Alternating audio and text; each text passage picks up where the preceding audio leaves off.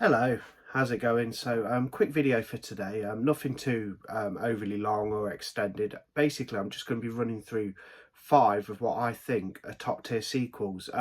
Predominantly, it's horror, but there is a couple in there that one of them's horror adjacent, also action, and the other is not horror. But yeah, I just wanted to talk about some sequels for a bit because, a lot of the time, we enjoy these franchises because we love the characters so much and the villains and antagonists, protagonists, locations where they're set. We love these franchises, but a lot of the time, the first film is the ultimate film. It's the best film normally. I'd say, on average, the original first film in franchises or perhaps trilogies are normally the best. But there is some exceptions where the sequels perhaps aren't always necessarily superior to the original, but they they're up there and they kind of they measure up. They live up to the expectations of how good the first one was, and the sequels are kind of either on par or if not slightly better sometimes.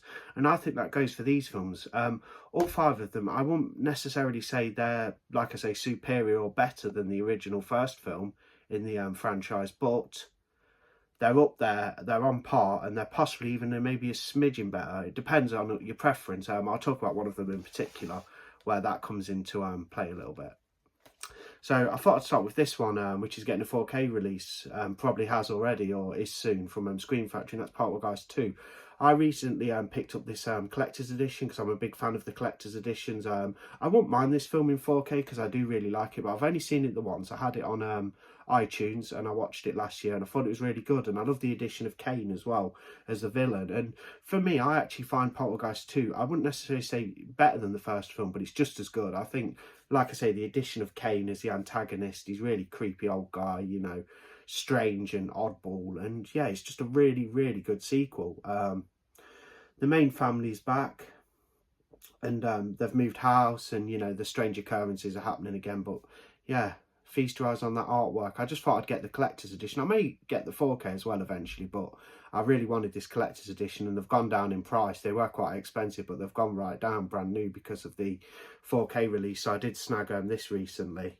I'll show it again in my monthly haul. But yeah, Poltergeist 2, really good sequel. That's on par with the first film, I think, but not necessarily better.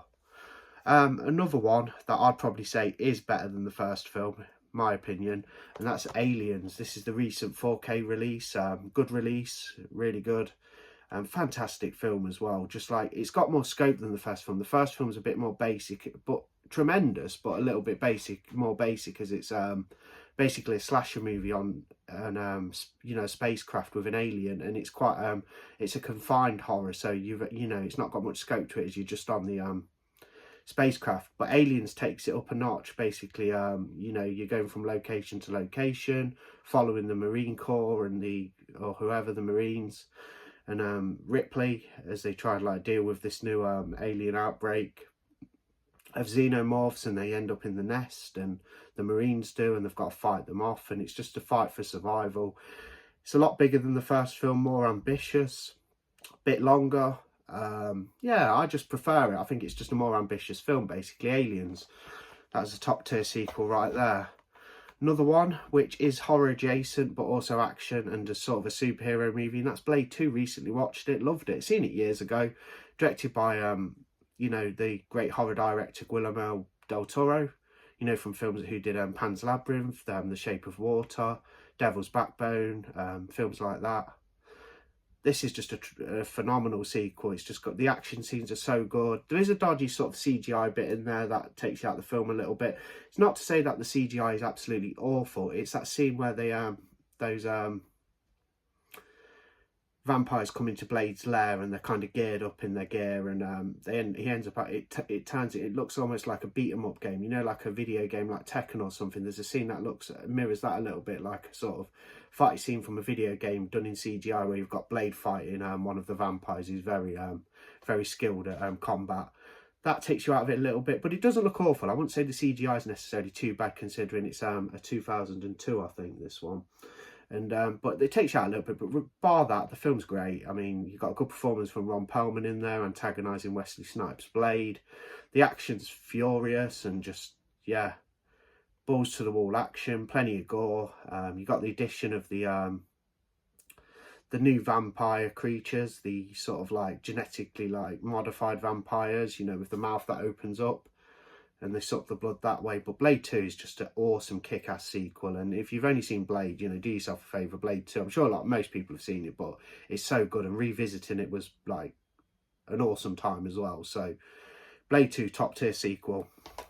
Here's a bit of a polarising one, because some people think this one is quite a fair bit like better, than superior to the original. I like the original more, but I do love this sequel, and that's Terminator 2 Judgment Day. This is my Blu-ray copy, still in the seal. Hopefully we'll get a decent 4K of that this year, as well as we're getting the original, the Terminator. But yeah, James Cameron again doing a really phenomenal sequel. I've just shown Aliens. That's another James Cameron film where it's a sequel. I mean, James Cameron also did the first Terminator film as well. He didn't do the first Alien. That was, is it Ridley Scott? But yeah, James Cameron's the Terminator, awesome movie. Terminator 2, arguably even better. Not for me, I prefer the first one, but I know a lot of people hold Terminator 2 in high regard, and it's such a great movie as well. It's a bit of a bigger scope than the first film, as you're on the road following the Connors, and you got Arnie as the Terminator. This time he's the protagonist, you know, he's the antagonist in the first film.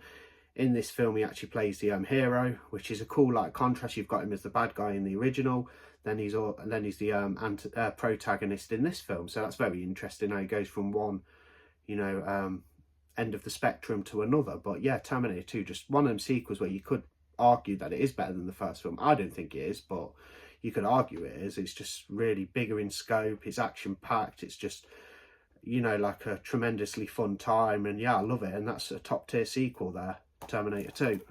So some of these are quite predictable, you know, putting Terminator 2 in and Aliens, but I might make, you know, I might do a few parts to this. So I just wanted to start with some heavy hitters per se. So on to the last one anyway. I didn't want to make it an overly long video, just 10 minutes say. I had to pick this horror sequel out, and it's one of the best horror sequels ever, if not the best horror sequel. Arguable, you could have a debate on that, but anyway, Psycho 2. Obviously it's not directed by Alfred Hitchcock, it's directed by, let me just have a quick look, Richard Franklin. But I would say, and I'm sure some people would argue, it's way up there with the first film. I'm not saying it's better than Alfred Hitchcock's 1960 Psycho, but it's just got it's just got everything that you want in a Psycho movie. It's not in black and white this time around. They've done it in colour. Anthony Perkins, of course, is back as Norman Bates. He's been released from his stint in jail. One thing I do particularly love about this film is that the timeline completely matches up in real life. So this is from 1983. So in 1960, where Psycho set, Norman Bates goes to jail. He's been in jail for 23 years. 23 years later, this film comes out. He's 23 years older. Anthony Perkins is 23 years older. So the timeline matches up in reality. He's been in there for 23 years, and there's actually 23 years between the two films.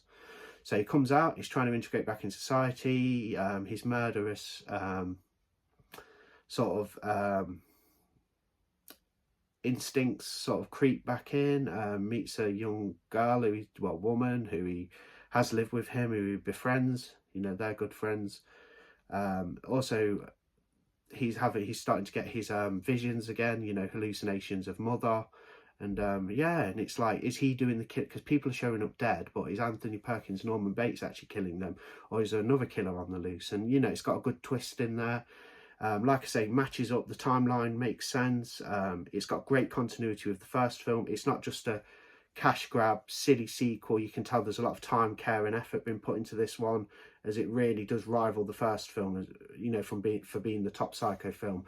I could go back and forth. I probably would say the first film's a little bit more iconic and stuff, for sure, but you could definitely have an argument in saying Psycho 2 is possibly even slightly more interesting than the first film. The first film's just an absolute bona fide classic, stone cold classic, but Psycho 2's just got so much good continuity with the first film.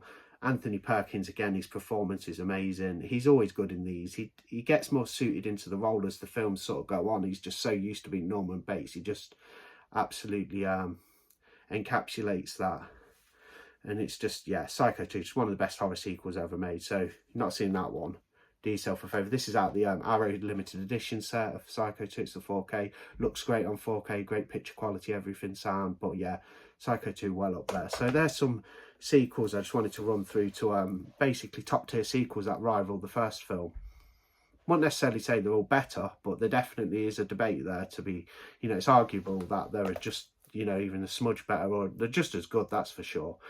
Yeah, what's your favourite movie sequel, you know, that's a part of a trilogy or franchise, or maybe just there's two of them where you favour the second part more than the first? It'd be interesting to know. So if you know, if you watch this video and you want to drop a comment and basically you know, let me know your favourite sequel. There's some of mine. There's 5. There's plenty more. I may do a part 2. That's a possibility. Highly likely. Anyway, thanks for watching, and I'll see you on the next video.